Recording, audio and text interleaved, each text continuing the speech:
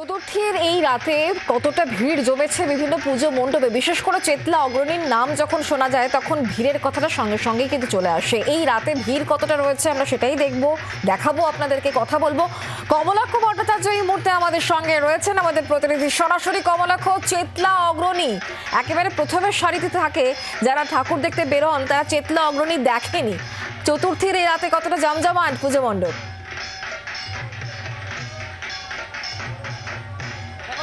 রাত একেবারেই মনে হচ্ছে না, মনে হচ্ছে যেন অষ্টমী বা নবমীর রাত। তার কারণ এই চেতলা অগ্রণী 32 বছরের পুজো, এবারের যা থিম এবং তার যে আলো, যে ধ্বনি এবং গোটা আবহ, সেই আবহ কিন্তু এই মুহূর্তে গোটা কলকাতা নয়, বাংলার মানুষের কাছে চরম আকর্ষণের। সেই ছবি এই মুহূর্তে মিন্টু বসাকের ক্যামেরার মাধ্যমে দেখানোর চেষ্টা করছি, যেখানে তোমাকে প্রথমেই দেখাচ্ছি চেতলা অগ্রণীতে এই মুহূর্তে চতুর্থীর রাতে আছড়ে পড়া ভিড়ের ছবি। যে ভিড় শহর কলকাতা এবং শহরতলির মানুষজন মূলত আসছেন, এই চতুর্থীকে বেছে নিয়েছেন ভিড় কম হবে বলে, কিন্তু পরিস্থিতি চেতলাতে আসতেই পরিস্থিতি সম্পূর্ণ উল্টো হয়ে গিয়েছে।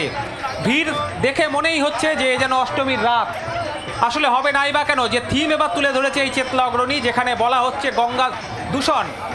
গঙ্গা দূষণকে আঙ্গিক করে এবারের যে থিম হয়েছে চেতলা অগ্রণীতে, যেখানে তৈরি করা হয়েছে একটি আস্ত গঙ্গা নদী এবং তার পারে গঙ্গার উৎপত্তি স্থল থেকে গঙ্গা নদী গোটা দেশের যে যে জায়গা থেকে প্রবাহমান, সেই সমস্ত জায়গার মণ্ডপগুলো, সমস্ত জায়গার মন্দিরগুলোকে পরপর তুলে ধরা হয়েছে এবং সেখানে প্রতি ঘন্টায় সন্ধ্যারতির আয়োজন করা হয়েছে এবং তা দেখতে এই মুহূর্তে কিন্তু প্রচুর মানুষের ভিড় যে হচ্ছে সেটা ছবিই বলে দিচ্ছে। কমলাক্ষ, তুমি নজর রাখো। ধন্যবাদ।